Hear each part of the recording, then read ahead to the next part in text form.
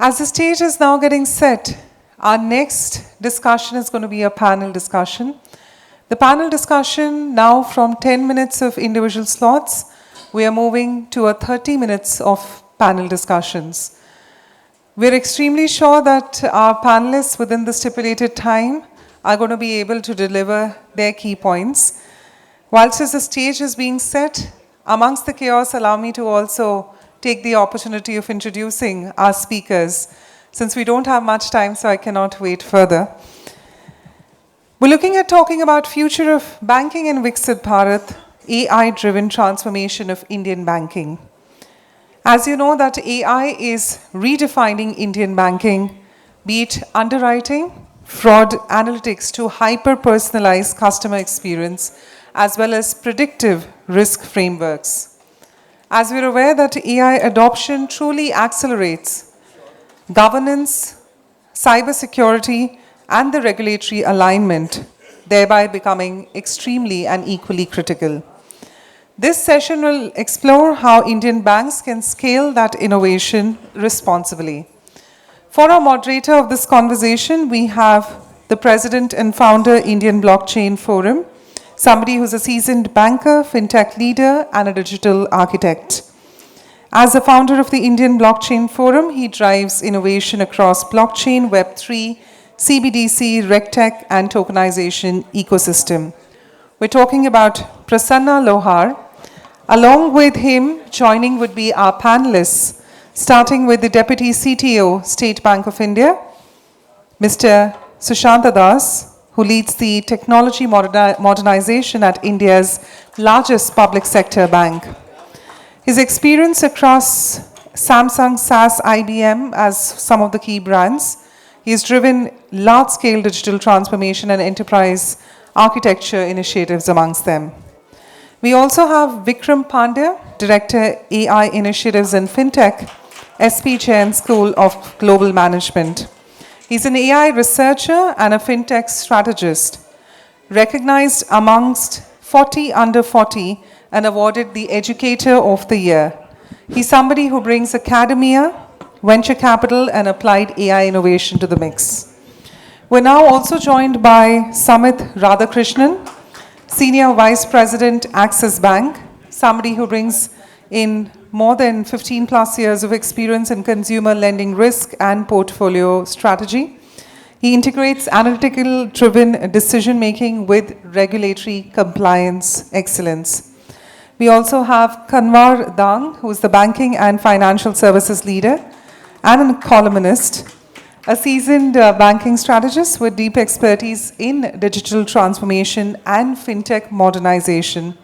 He also serves in board and treasury leadership roles while actively contributing to thought leadership. All views expressed by him, since of course he also has the columnist tag, are going to be personal, but I'm sure that applies to all our speakers as well present on the forum. We also have Rachit Shah, who's a partner at Boston Consulting Group and a global fintech leader. Somebody who's a CA, CFA charter holder, advises banks, financial institutions on AI integration and operating model transformation. With that, of course, I'd like to leave it in the hands of Prasanna. I know Prasanna is always great and kind with his expertise. So Prasanna, over to you to take it forward. Thank you.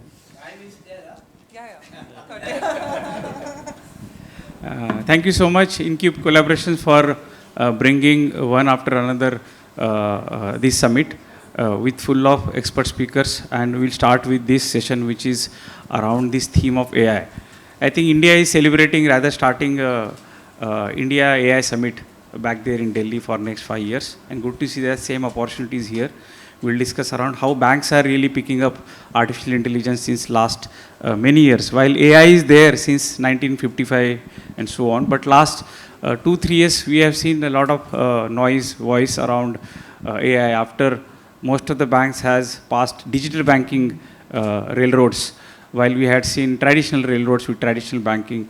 So I think banks are on that journey to enter in intelligent banking, while they see much more things are coming on the way with quantum or blockchain as autonomous banking. So, and in this session, we primarily talk around how India is looking forward AI opportunity to scale its own vision after 100 years of freedom in 1947. We look at how we reached 35 trillion economy by 2047, where for this particular momentum, we look at four primary pillars for Viksit Bharat.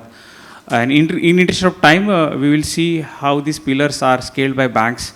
Primary pillar is around farmers, youth, and look at how women are women-centric business models, how we can look at it.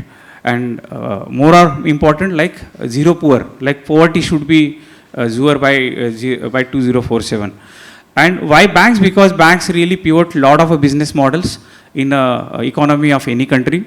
And let's look at, with the help of our speakers, how we drive that journey. I'll start with my fellow banker colleagues, Mr. Susanta and Samit ji. Banks are doing digital banking now so nicely. While we have seen AI as a railroad, most of the banks has done very good experimentation. And if I ask some of these questions to our audience also, do you know ChatGPT, or would you like to go away from ChatGPT? I think it has become like now like internet. And since morning we are hearing from all the experts how internet has become a foundational model. Similarly, AI is becoming foundational model of every system or every human being in the bank. Say it could be customer or employees. So, Sushanta sir, would you like to really look at how banks are adopting from experimentation to the actual utilization of AI? Then we'll hear from Samit ji. Yeah, good morning all, and thank you, Prasanna. This is central to this 2047 vision. So you talk about experimentation to production. We have done pilots, so now the focus must be discipline. When we say that production grade AI must require engineering disciplines, so not just an experimentation. Having said that, whether AI models are open source or proprietary, the deployment must meet production enterprise grade security and governance standards. AI must be embedded into mission critical systems like credit and risk. There are so many models which must be explainable, auditable, and continuously validated. So if these deployments must deliver some sort of the measurable improvements in risk accuracy and also turnaround time and customer experience. So most importantly, AI must strengthen that financial stability, not introduce new systemic risk. So at our scale, I mean the India scale, AI must enhance stability before it enhances speed. So this is what I would say. In our bank, we have been doing that AI here and there in silos, but very soon we are going to have some kind of AI center of excellence. So when I say center of excellence, so AI transformation is nothing but, I would say, is that enterprise re-architecture. So when we do that, and we are going to achieve this, and probably it needs so many kind of AI policy, AI governance, how it is going to be embedded into our GRC, governance, risk, and compliance. So these are we need to look into that. It is not a fancy tool, but we have realized that the importance of this. That's all from my side. I think excellent. And what I draw from inference, AI as a center of excellence is picking up. I have seen PSU banks like SBI, UBI, Yes Bank, while they were having some of the silos railroads, starting with the customer onboarding with AI or video KYC. But considering center of excellence, it covers across all banks, what all areas we can cover under, what all use cases we can cover, how much to invest, what people we are needing, what processes we should automate. So good to see that SBI, I think SBI, is next version is almost on AI. And looking for Samit, your guidance, please. Good morning, everyone, and thanks Incube, Narendran sir, and all the panelists over here. Thank you for that. So again, I will not specifically talk about Axis, but what I would what we are trying to approach is even the regulator is pushing for the data strategy. So first thing is, even before we come up with a use case, what is your data strategy? So we had a lot of our, like we have close to 5 to 6 petabytes of data. First thing is, can you first organize your data in a manner that it is reusable in across the, like including the democratization? Because the problem is, if we start using the way the data, like I believe a lot of people are from IT team, there is a dimension in fact, right? Like everybody just stores the data. But the problem is, it is not reused. But can we make sure that first you have a right data strategy to organize your data well? Then comes the way it is stored, it is protected, what use case, how do you move them, what is your cloud strategy, all those things. So even regulator is specifically pushing us for your own data strategy. That's the first thing, like very super critical when we get into the AI part of it. From an AI implementation standpoint, as most of them are saying, we also have our own AI COE, wherein we are actually pushing towards use cases. Use cases which is super critical, because if we start doing every single use case, we will not have that budget. Like we just, as you know, we have still not reached the inference at 1 rupee kind of a thing. So what are the use cases? Pick up those things that we want to work on, put a team around it, put a value and outcome around it. So we have that charter that we are going to implement as we move along in the coming 2 years. The third part is also about the skilling, because see, people use GPT, right? They have given us, a lot of people have GPT, we have in Microsoft, most of us are in Microsoft, they have given code assist is there. Most of the coding that we have done in SAS to Python can be easily done. But this is all human in the chain, right? They are like, they will have to pass it and they get the answer. But if you want to do that in a regular agentic way, that is a big investment. So skilling the team to reach that level is going to be a mammoth task, but pushing the team to do that is an important one. I think these three are something that, and over time, bank is also pushing towards, like from the senior management, there is an AI strategy that is going to come up. I think in 26, 27, 28, we are going to have what is the value that we are going to create. I think most of the banks are doing, and Axis being one of them, even we are trying to do that. So this is broadly that we are trying to do from AI implementations. And I think you touched upon how regulatory also coming into picture. And RBI has published, announced guideline free AI, which is a framework for responsible and ethical AI. And the way we had seen internet banking and mobile banking came into banks, they come up with the guidelines how to implement mobile banking. It is with MPIN, OTP, and n number of rules and regulation. Similarly, this guideline may not be the full proof, but it is a way forward for banks how they can, at a bank level, can implement multiple use cases. Because this is how banks are now entering after the GenAI bandwagon, after ChatGPT last 2-3 years. And both of our bankers said, like, banks are going to invest on center of excellence of AI. And we have n number of examples where bank have invested, a lot of money has gone, but what is the return of investment? I think these kind of guidelines will really helpful, and we'll understand from Rachit and Kanwar. How do we really, as a practitioner, to look at when banks are going for that railroad? How do you see what all those best practices, governance, risk, we should really adopt? Maybe Kanwar, you can start and support Dheeraj. Sure. So, when it comes to drawing the line, this line cannot be drawn statically. It will depend on the upon the type of risk involved and the extent of risk involved. I'll propose 3 principles. Firstly, materiality of the risk involved. For example, turning around pre-approved personal loan offers up to 1 lakh. This is low value, high volume game. This is something which AI can drive, subject to post facto audits carried out by banks. And even in this case, whenever a user or a customer has a pre-approved loan offer, he or she still has to submit the documents, and the relevant checks are carried out, even in the case of pre-approved loans. So there is a balance here. So this kind of a scenario is fine to be driven by AI. However, when it comes to sanctioning a credit line to a corporate, or when it comes to sanctioning a restructuring proposal for a corporate, human must be in the loop.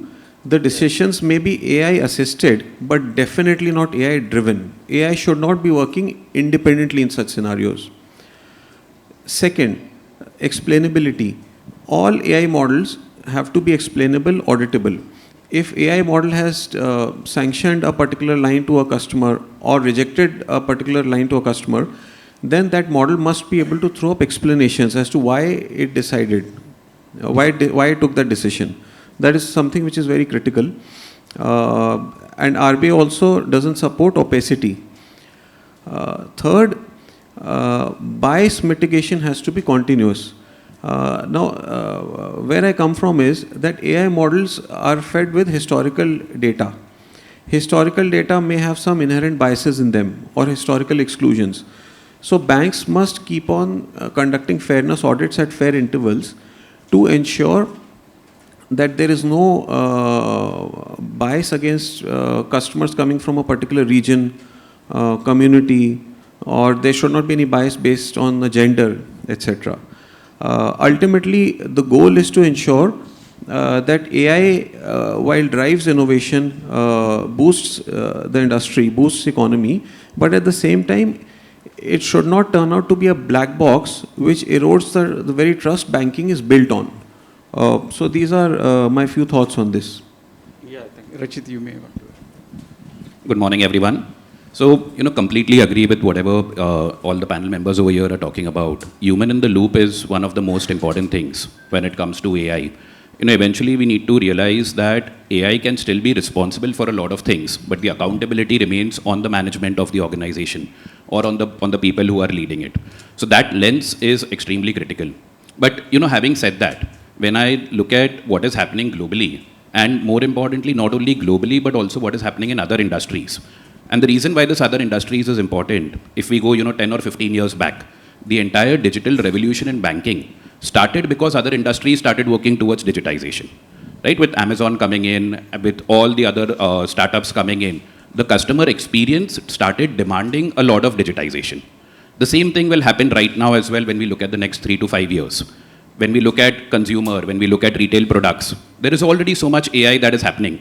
People all around us, including us, are getting so used to AI that soon banking will also be expected not to be reactive, but to be a lot more proactive when it comes to talking about customers or treating customers. But having said that, there are, I would say, 3 different ways in which we can look at it. The first one is the way that China has gone about it. They have started autonomous lending. In fact, my bank has, I don't know if most of you all are aware about it or not, but my bank has a 3-1-0 principle. You put an application in 3 minutes, the sanction will be in 1 minute, and there is zero human interference in the entire process. There is the other side of it, which is, I would say most of Europe, where whenever any kind of AI-based risk scoring is happening, it is counted as a high-risk model. And that is where, again, human in the loop is extremely critical. And the third part is somewhere in US, like let's say, the JP Morgan or the Morgan Stanley of the world, which are focusing a lot more on enabling their employees. They have a lot of GenAI pilots, or a lot of bots that have come in for improving the productivity of their employees. There are co-pilots that are there for the relationship managers. So, all in all, if we look at all these 3, the most common thing that comes out is that tasks which are repetitive. Yes. Over there is no doubt that AI will come in.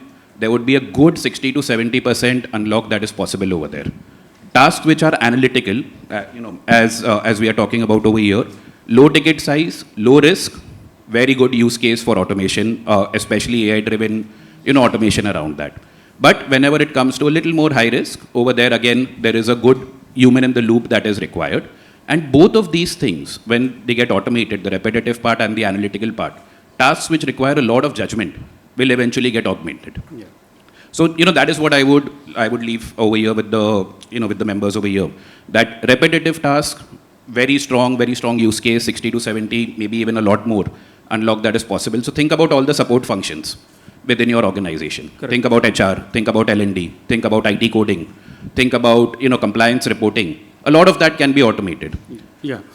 So I think there are many important aspects when we talk about Vision 2047, while we can understand AI is there, AI is landscape changing exercise, imagine how many operations or how much operations we do in a bank, right? There are operational units, right? And these operational units are mistake of IT, something which is not, cannot be automated. IT is not there. Or during journey, banking never happened in a one night. So we had multiple systems like core banking, then mobile, internet.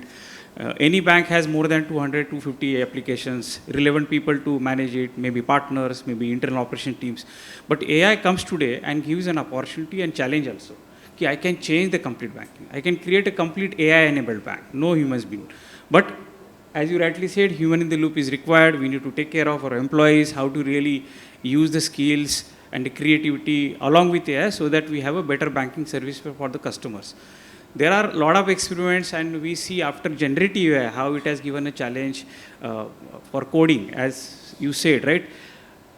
In the bank, there is a document called BRD, and it's not something like 1 or 2 days. Minimum, any of the BRD takes minimum 3 months to 6 months. Sometimes if it's a large project, it will take more than that, because that's how we are created. But on the right side, you just feed this BRD, your application is done. Application will come out within a 5-10 minutes. I'll tell you, the BRD, you complete lending BRD or complete core banking BRD, AI will create a complete ecosystem, right? That too with the right domain knowledge, right security. But this is what I think, how do we really go ahead? It will all be combination of people, right governance, risk, and many things will come into picture. But here we are at 2026, we can always challenge, and there is another breed, so-called millennials talents will come and challenge. This is how we can create next-gen banking. So I'll not be surprised next 1 year, one bank comes and say, we have created headless banking, invisible banking, backed by complete APIs, agents, and backed by all core systems, and no interface, so-called mobile or internet. Now, but when we talk about 2047 mission, that too larger opportunity, how to take care of our citizens and all those 4 pillars which I mentioned. So DPI plays major role, digital public infrastructure, and India is one of those countries who has almost all kind of DPIs. There are more than 40 DPIs, apart from we keep hearing UPI or Aadhaar or account aggregator and so on. So Vikram would like to understand from you how DPI and AI will play a major role to really reach to that 35 trillion economy, because DPI touches everybody. So what are those business model we should look at so that we have a larger output from these DPIs with AI? Sure, thank you, Prasanna, and good morning, everyone. So when we think about the end use case, right, whenever we talk about any of this end use case, for the user, technology is always invisible, right? It is more about the performance of the system, utility that user can derive out of it, right? And we have all seen, I don't know how many of you are aware, but then this open cloud came and people started using it the way people can see the measurable impact, the way they can derive the utility. So suddenly people started looking at the AI as something which can get things done for them, right? Rather than just something which you can create content with. So from creating content to getting things done, the main difference was that it was able to connect with multiple APIs, right? Multiple different triggers, multiple different tools. So when you give and you empower AI with these tools, and in a way you are able to create that experience for that end user, the automated use cases that you are looking at will increase by nature. Right? And because of that, the utility that user can derive, the way user can use that tool, and novelty of that can become viral. Right? Similarly, when you think about our own DPI ecosystem, it gives you with certain APIs, tools, and when you think about banking on the other side, you require those tools to onboard customer easily, to constantly monitor and identify early warning system, make lending more transparent. And whenever we talk about even other part of the DPI, which is not banking related, but indirectly connected, like for example, when we talk about Desh Tech, or whether we talk about education, ABC Tech, or whether we talk about our upcoming unified lending interface, or whether ONDC, or whether unified energy interface in future. So all these things working together along with AI gives much better infrastructure and architecture for user to understand and experience that seamless banking or anything which is seamlessly available, right? User need not worry about the channel-based experience. It can be WhatsApp, it can be your mobile banking or internet banking, voice banking, doesn't matter. Omni-channel, everywhere possible, and the user is able to experience and consume the way he or she may want it. Okay. Yeah, and India is sitting on such a huge data, citizen data, banking data, transactional data, and Samit also spoke. If you have a right data set, I think we can give back so many services to the Indian customers. Maybe ULI you spoke about, or account aggregator. So, your thoughts, sir? Yeah, good. And so you mentioned about the data. So let me start with, as far as, DPI is concerned. Yes, because it gives us trusted and structured data at population scale. And I've seen that in a few countries already operating identity payments or consent rails within kind of regulated banking framework, and that is the level of integration. Even globally advanced markets also, they operate these rails in silos. India's integration is very unique, and that converts digital scale into a real-time economic intelligence. So having said that, DPI means digital public infrastructure combined with digital rupee rails creates kind of sovereign and programmable financial backbone for India. So I think this is a structural leverage. It is not just technological advantage. So definitely the DPI, I don't know that CBDC, that so-called we call it, is a kind of digital rupee which is in form of pilot in India currently. So maybe retail or wholesale. I see the opportunity within wholesale because this we can create, and retail of course we can create so much kind of programmable financial backbone. So that's all. I mean, these combinations are going to be very, very huge potential for us. I think CBDC is not yet defined as a DPI yet, but still it is under pilot. So that's all. Thank you. Yeah, Samit, would like to highlight, while we are talking so heavy, how banks are going to utilize DPI, what are the challenges, and what are the top use cases you see for citizen of India through banks? I think, see, DPI came to India like maybe you're talking about last decade or 15 days. Even before that, there were protocols, right? SMTP, HTTPS, they were all protocols, right? That same concept is something that we adopted to DPI or DPG.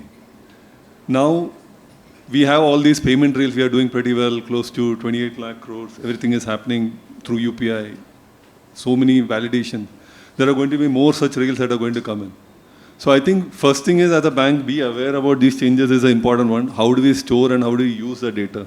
I think that is something very specifically all financial services industries are looking. Second thing is, these DPG, DPI being available, how do we use that for our decision making? So just to let you know, like in personal loan, if he is an existing customer, we give them in 7 seconds. But what if he is not a person, our own customer, right? That is when the problem of underwriting, acquisition model and all the stuff starts coming in. How do we enrich that? If I know those set of information through our UPI data, can I create a set of customer who can be pre-approved? So which means it can be instantly. That's one use case. The other thing around DPG is about, India gets around $120 billion worth of remittance. Even today we pay 5%. Like the person who is sending remittance, 5% is being paid out either to SWIFT or to some third party who is managing it. Just think about UPI coming in, or is there any, like one thing that Finternet team is working on is the tokenization bit. Can you convert, say, from UAE dirham to a digital dirham, from a digital dirham to a Indian CBDC? That can actually reduce this 5% cost to insignificant value, and that can directly come to India. So a lot of investment around what is happening outside. As a team, we are also working with them and seeing that how those data can be brought in so that these transfers, these uses can be instantaneous. So that's something like, as a bank, we are looking at. And great, I think in interest of time, I think from Rachid and Kanwar, if you can address, like how India can become a leader, or how, what are those examples you spoke about China? What are those global examples we should adopt around engineering, around use cases, around how data adoption, and many AIs, many tools are coming. Like how do you really see India creating its own GPT, and how do you see our own data resides in India? So I think let's talk about Kanwar and then Prachi. Yeah, I'm pretty confident that India is placed at a very advantageous positions for the following reasons. First is the data scale and digital public infrastructure. The kind of data scale which exists in our country is unparalleled. Our UPI processed more than 28 lakh crore of transactions in January. Aadhaar provides us digital identity. Account aggregator enables or provides consent-based data flows. We have access to real-time transaction data. And these things put us in a very unique position to make the best out of it, which no Western country or no Western bank has as of now, because they don't have this kind of an infrastructure in place.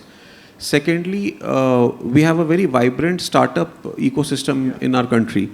Our startups have designed AI-driven solutions for fraud detection, lending, customer experience.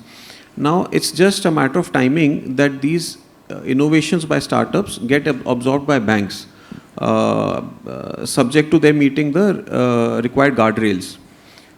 So therefore, I feel that we are very uniquely poised. And lastly, regulatory openness. Our regulator is supportive of innovation, subject to it being within the guardrails. And you manifest that in the form of AI framework, you manifest that in the form of regulatory sandbox. To close, I believe that we have a unique model, we have a unique infrastructure, and banks in India should not copy anyone. For example, if I was to take a name, hypothetically, we should not be mimicking, say, JP Morgan's AI strategy. Rather, we should develop our own AI solutions focused on India's problems and solving them at India's scale, and then maybe taking it outside of India to replicate them elsewhere. Thanks. Thank you, Kanwar. Just a couple of points more to add on this. See, when we look at data, while of course we all know that India is a huge consumer of data, and the UPI transactions and all the other volumes talk about it. However, right now we only have 2% of the world's data centers, right? So while we'll be consuming upwards of 20% of data of the entire world, technology is something which we, as an entire country, has to start investing in very, very heavily, right? Banks right now have a very, very unique problem that we are wedded with some of the legacy technological solutions. We are contemplating whether we should build some of the new models or buy some of the new models, right? And if we buy, then does that mean we fall into a trap of a vendor lock-in, and then eventually result in more and more cost that keeps coming up? All of this eventually is going to impact the cost-to-income ratio of each and every bank.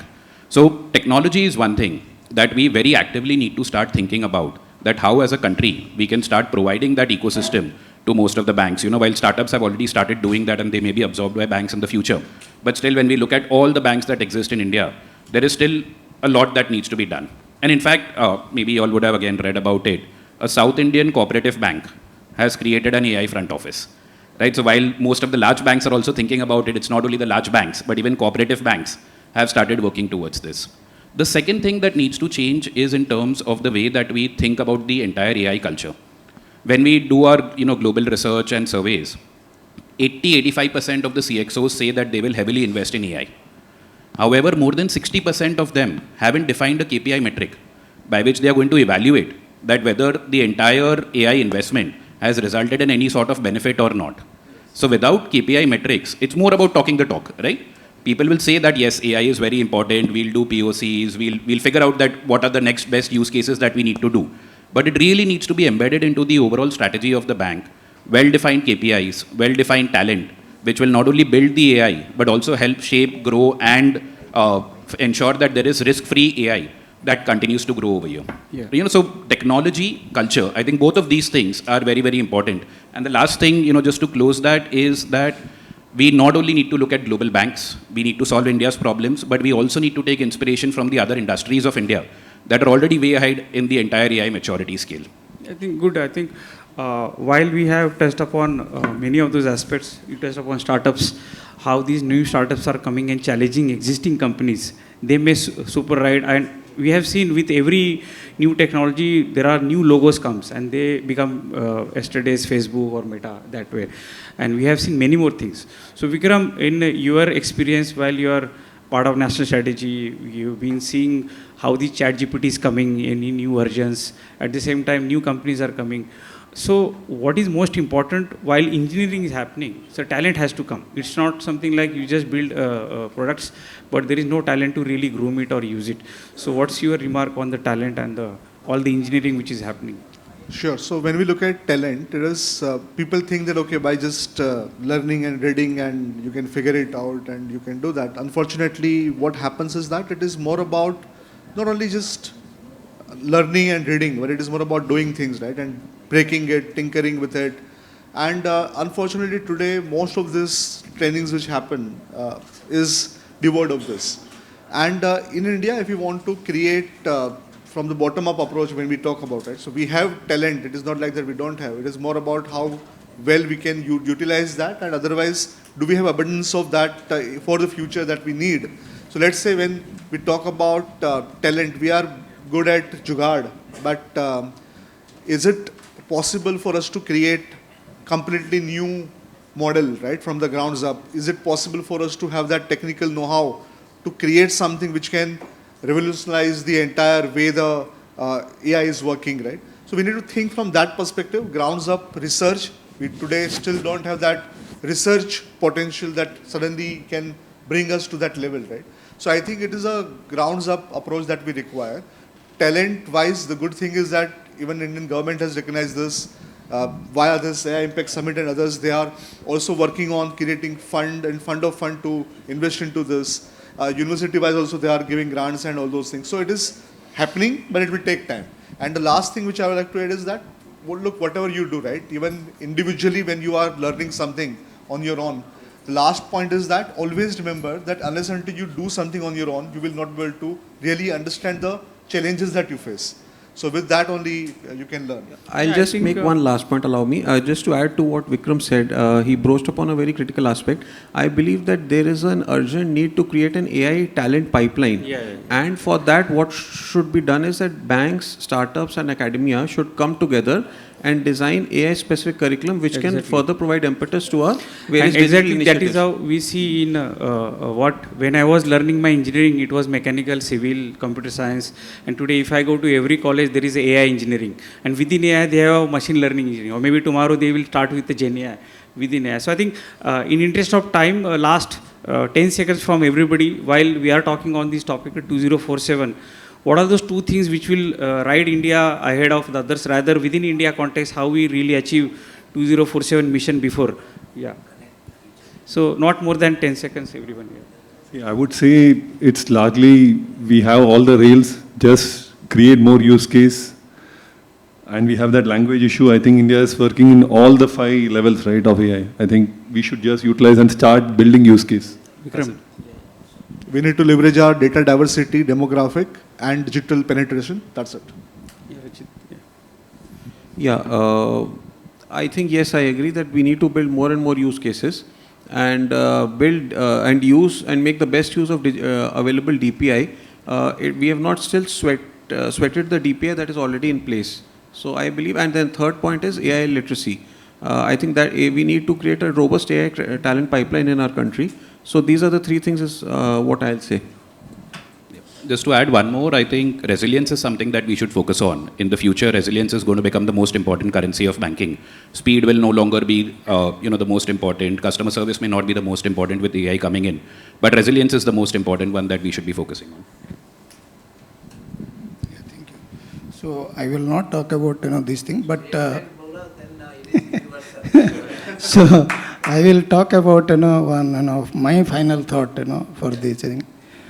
it is an opportunity India's, for India not to, not just to, digitize the banking, but to architect this, financial backbone, for a kind of a developed, nation. So in that sense, we have, so many opportunities, DPI integration with CBDC and account aggregator and data governance, GRC and all. And most importantly, the kind of support from Government of India and also the regulators. When I say regulators, this is the FSRs, financial, sector regulators. They should, come together, build the skills, and that's all, from my side. Thank you. I think in a nutshell, all the pillars are taken care of rather on that vision. When you look at reality, we will reach maybe 7 trillion by 2030. So that is a big gap, right? To 35 and 7. So I think that's a challenge. While there are a lot of railroads are happening, and India will also learn with I'll not be surprised, India will have its own AI officer, considering it has to be really taken to the next leap ahead of other countries. When you look at banking, the way we have seen personal loan or MSME, there is a large angle to do around corporate lending. And there are a lot of other operations needs to be taken care as an automation. Thank you so much all the panelists for giving the glimpse how India will reach 2047 mission from a banking perspective. Yeah. Thank you. Thank you so much. And while as our panelists are here with us on stage, allow me an opportunity to invite as our presenter the Deputy General Manager of Union Bank of India, Mr. Manoj Kumar Verma. If you can please join us. And of course, the Head Sales, Private Bank, SFBs and NBFCs of Kia.ai, Somnath Audi. If you can also join us, and please help us in giving the token of appreciation to all our eminent panelists.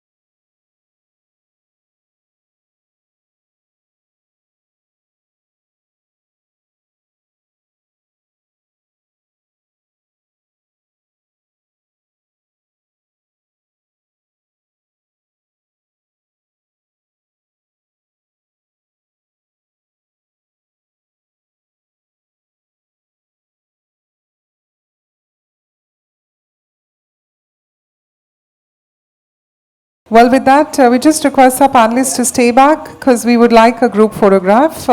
Just a note to the audience, we are delayed by 1 hour.